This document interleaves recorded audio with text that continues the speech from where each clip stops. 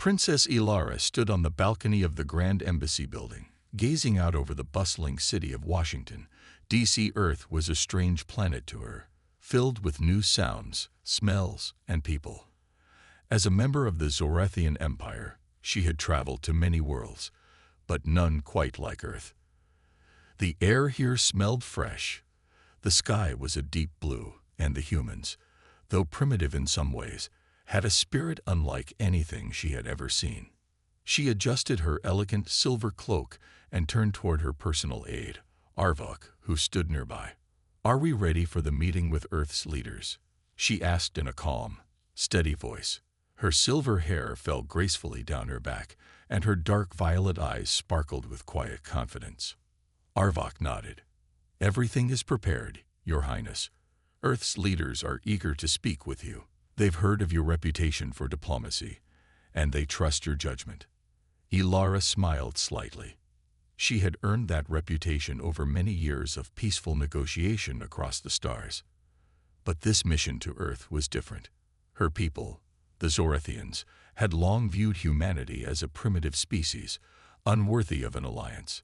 Yet Ilara had always believed that Earth held potential for growth, for greatness.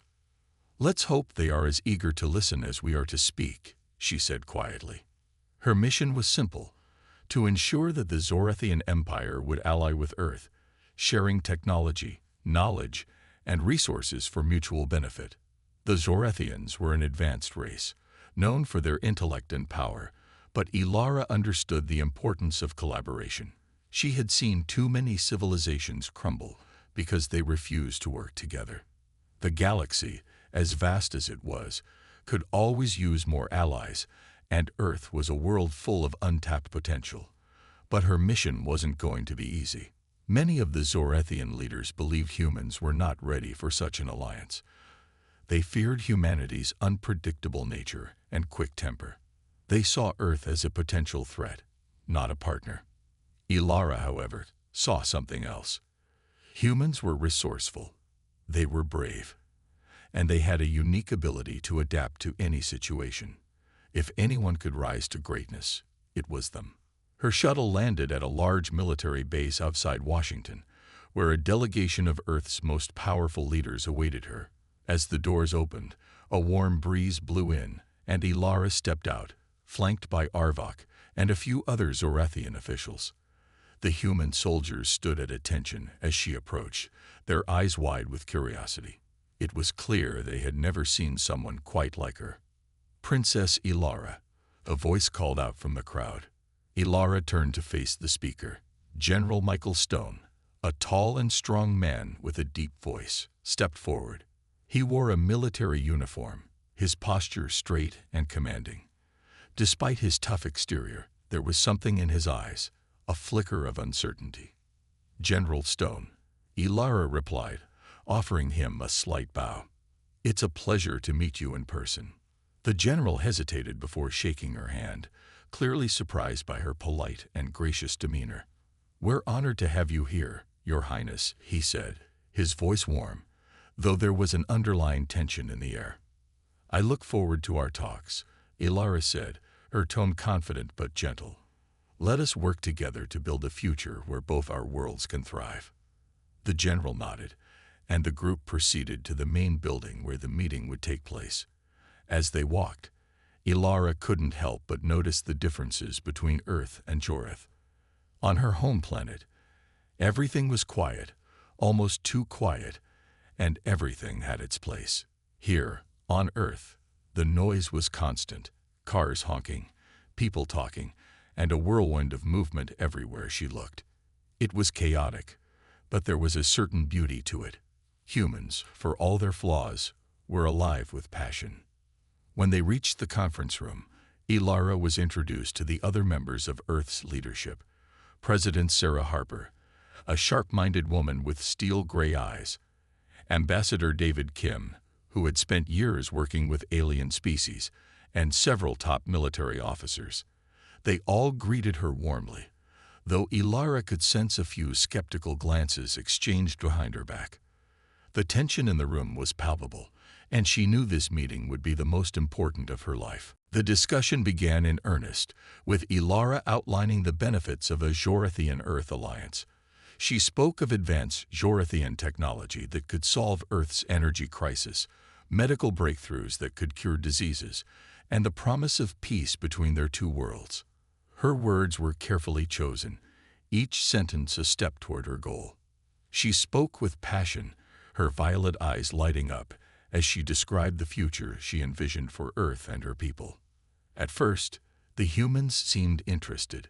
President Harper asked thoughtful questions, and Ambassador Kim made notes, looking impressed by the possibilities Ilara proposed.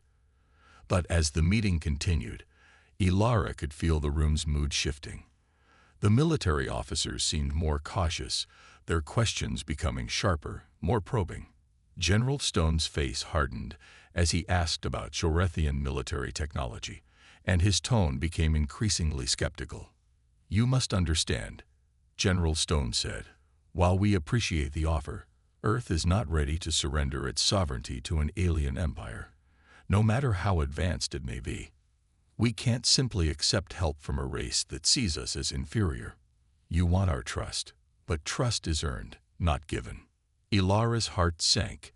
She had expected some resistance, but the intensity of it took her by surprise.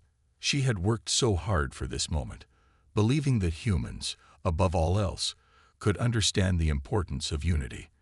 But the general's words echoed the very fears that had kept her people from extending the hand of friendship in the first place. "I understand your concerns, General," Ilara said, her voice steady, though the tension in her chest made it hard to breathe. "But my people do not seek to control Earth. We wish to partner with you, to offer assistance in ways that will allow both our worlds to grow. I believe together we can achieve more than we ever could apart." The room grew silent. Ilara could feel the weight of their doubt pressing down on her. Despite her belief in humanity's potential, the mistrust was thick, and she feared it might be too late to change their minds. After a long pause, President Harper stood. "We will need time to consider your offer, Princess," she said, her voice firm. "This is a matter of great importance, and we cannot rush to decisions. I suggest we take some time to reflect and discuss further." Ilara nodded, grateful for the opportunity, though she knew it might not be enough. As she stood, preparing to leave the room, she could feel the weight of the moment. Earth's leaders had been cautious, and that was understandable. But as she looked around at their faces, she couldn't help but feel a sense of doubt growing inside her. Was this the beginning of a new era, or the end of her mission? As she left the room, her thoughts were clouded. She had come here with hope, believing in the possibility of peace, but the shadows of distrust were already starting to take root. Still, she had to keep trying. Her people needed this alliance, and she would not give up without a fight. The sky was dark, filled with storm clouds that rumbled in the distance, as Princess Ilara dashed through the dense forest outside the city. Her heart pounded in her chest, and her breath came in sharp, panicked gasps. Every step she took, every branch she brushed past, felt like it was pulling her deeper into danger. Ilara had barely escaped the military base after the assassination attempt.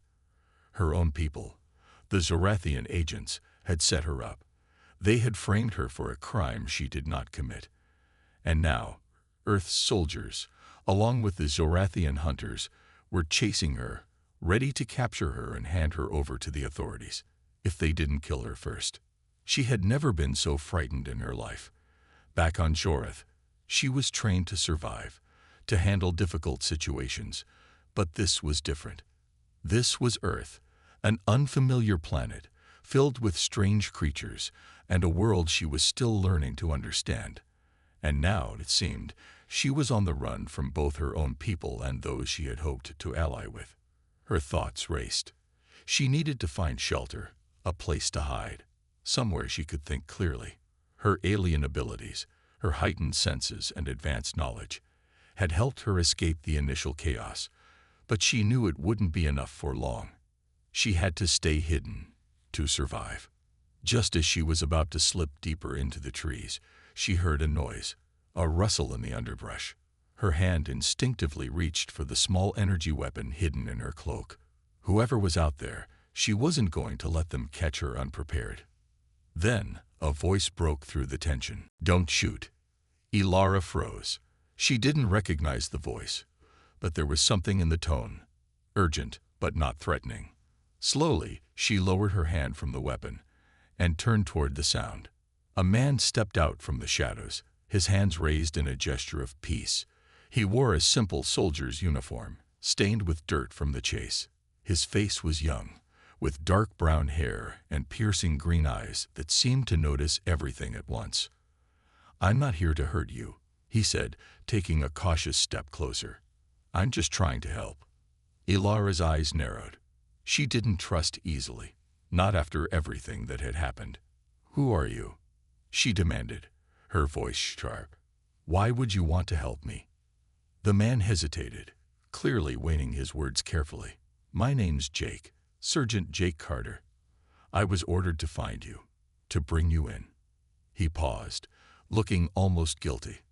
"But I don't believe what they're saying about you. I think you're being set up." Ilara felt a sudden rush of emotions. She couldn't believe what she was hearing. Could this human, this soldier, actually be on her side? Her mind raced with possibilities. Was he truly offering help, or was this another trap? Seeing her hesitation, Jake stepped forward, his voice earnest. "I know it doesn't make sense, but I'm telling you the truth. I've seen enough lies today, and I can't just follow orders when I know they're wrong." Ilara studied him carefully, her violet eyes searching for any hint of deception. But there was something about him, the sincerity in his eyes, the exhaustion on his face, that made her lower her guard just slightly. "Why would you help me?" she asked, still suspicious. "You're a soldier. Your government believes I'm a threat." Jake looked down for a moment, as if trying to find the right words. "I'm not proud of what I do," he said, his voice quieter now. "I've seen too many bad things happen, too many people hurt. But when I saw you, saw the way you were treated, I couldn't just stand by. I don't know who's telling the truth anymore, but I know I can't let you be captured. You don't deserve that." For a long moment, Ilara said nothing. Her mind was spinning. She had never imagined that a human soldier, someone from Earth, would be the one to help her. Yet here he was, standing in front of her, offering a lifeline. "I don't know if I can trust you," she said, her voice soft but firm. "But if what you say is true, if you really want to help me, I'll need to know everything you know." Jake nodded, understanding the weight of her words. "I'll tell you everything. But right now, we need to get out of here.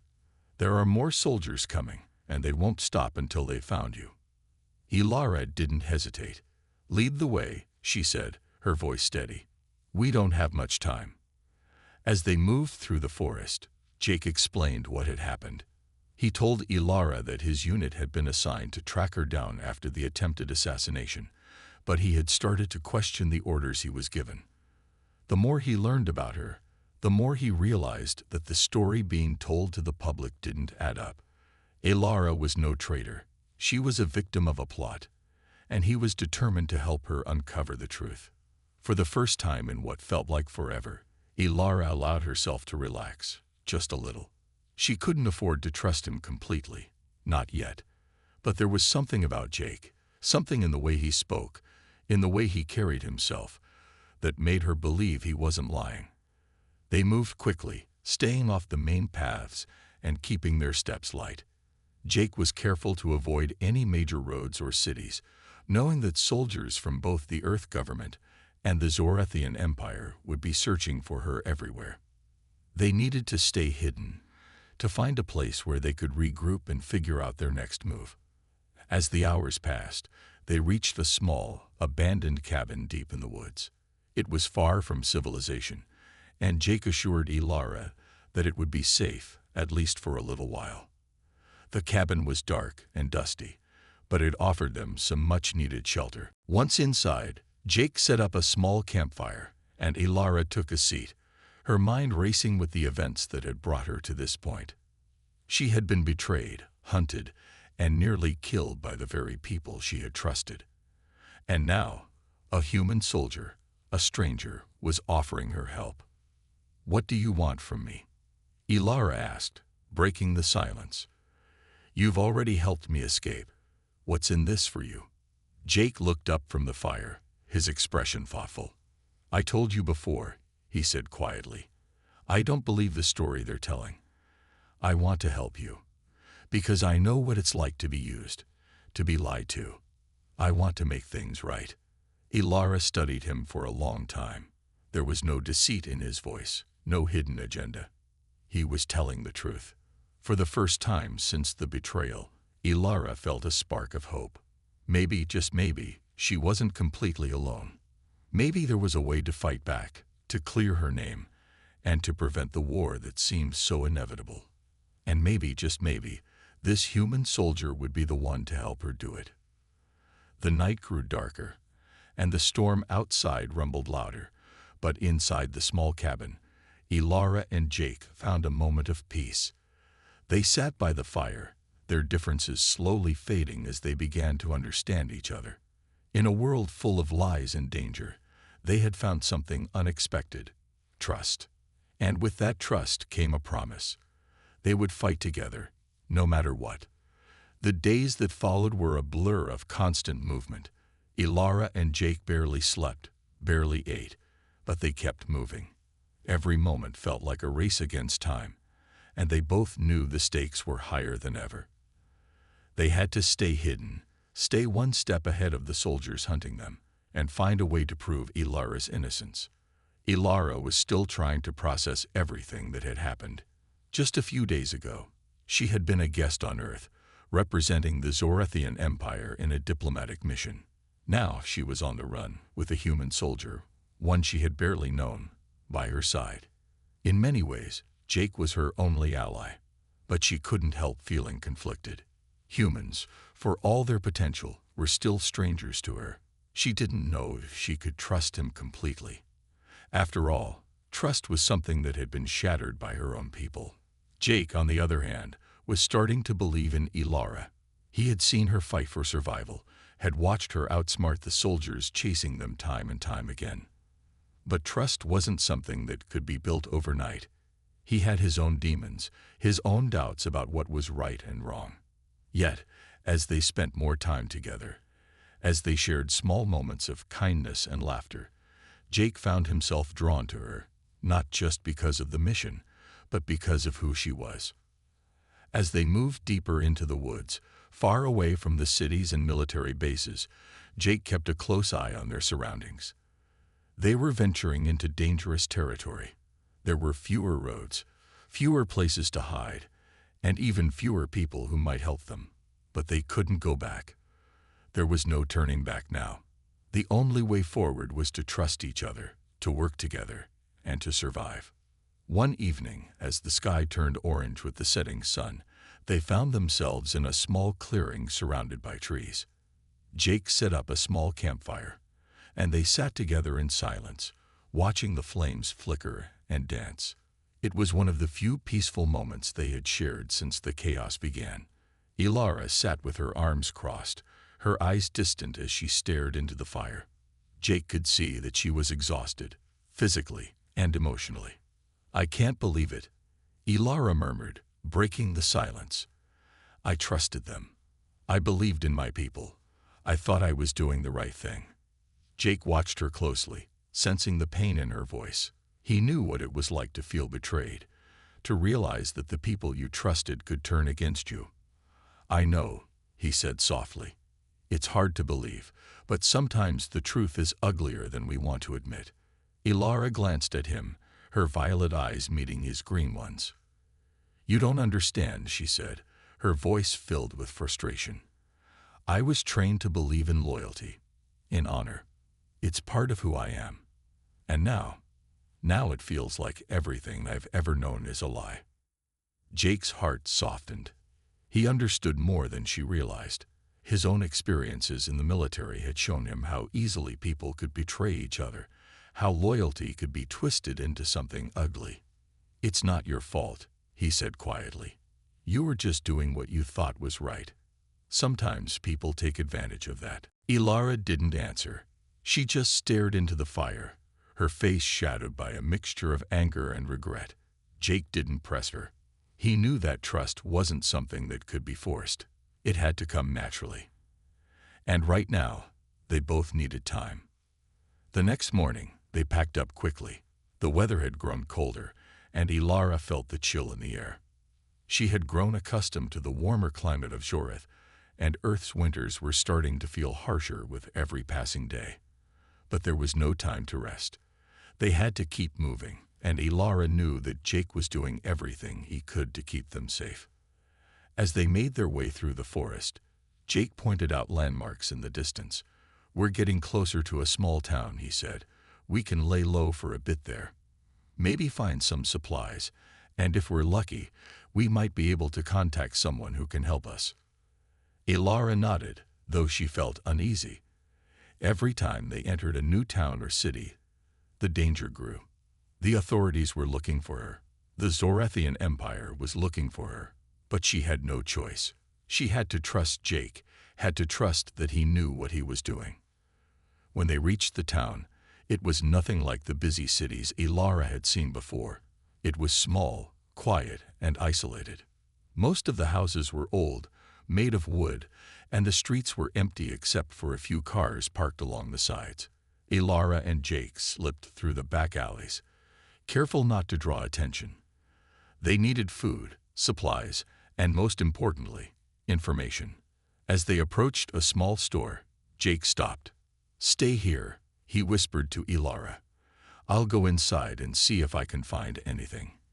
You keep an eye out. If anyone comes, we need to be ready." Ilara nodded. She had learned to stay alert, to be ready for anything.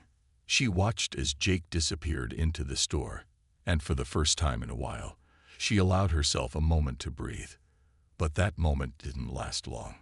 A car pulled up to the store. Ilara's heart skipped a beat.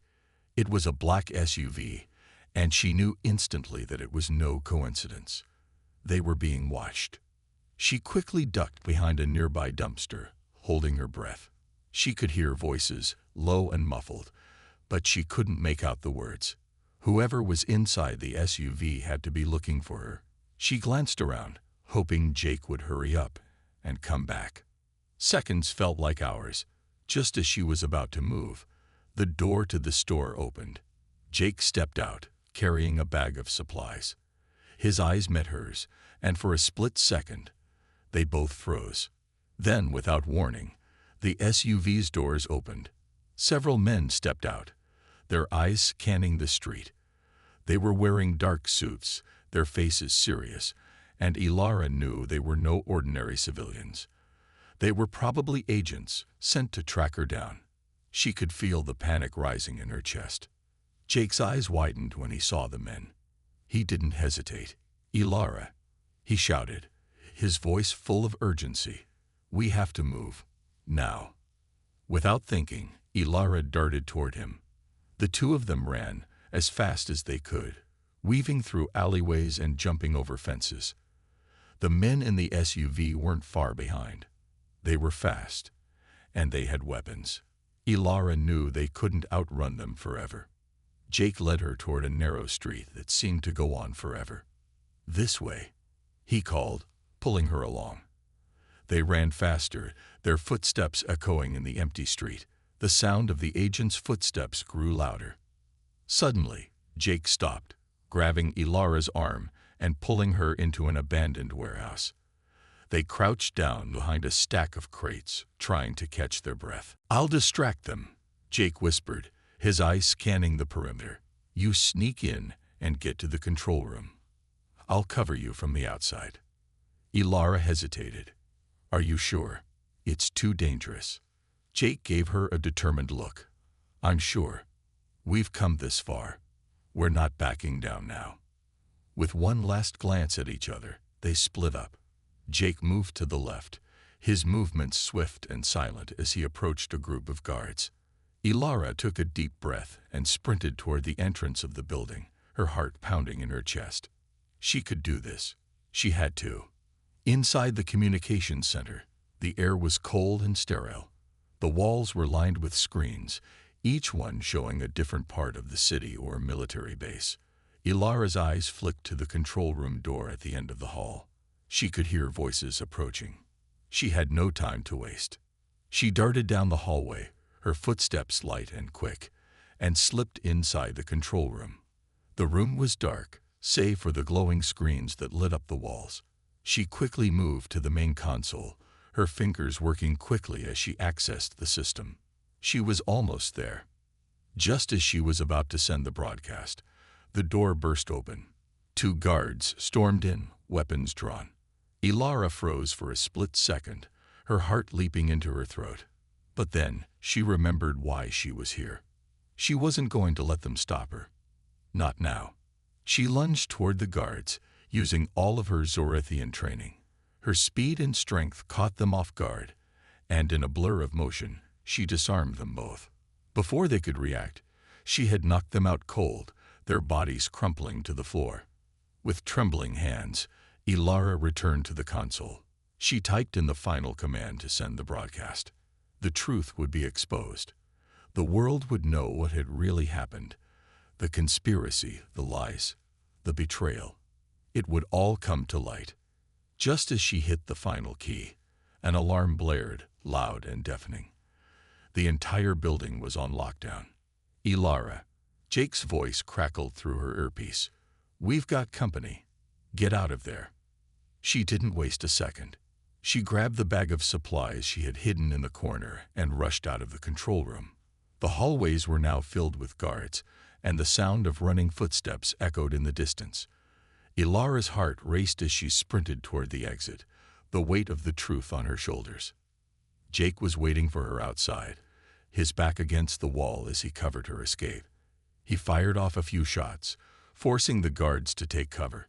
Ilara's breath came in sharp gasps as she ran toward him, her legs burning with exhaustion.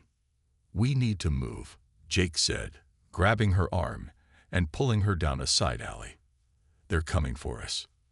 They ran through the streets, dodging soldiers and military vehicles. Ilara's mind was focused only on one thing, the broadcast. It had been sent. The truth was out there. It couldn't be undone. As they turned a corner, Ilara suddenly stopped, her eyes widening in horror. A group of soldiers had surrounded them, blocking their only escape route. The final stand was here. Jake took a deep breath, his gun raised and ready. It's not over yet. The soldiers closed in, but Ilara's mind was sharp. She had one last trick up her sleeve. Reaching into her bag, she pulled out a small device, an EMP grenade. She had salvaged it from the communication center, and now it was their only chance.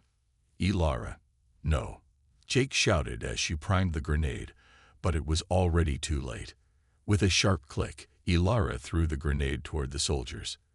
The blast was deafening, sending a shockwave through the air. The soldiers dropped to the ground, their weapons useless as the EMP disrupted their electronics.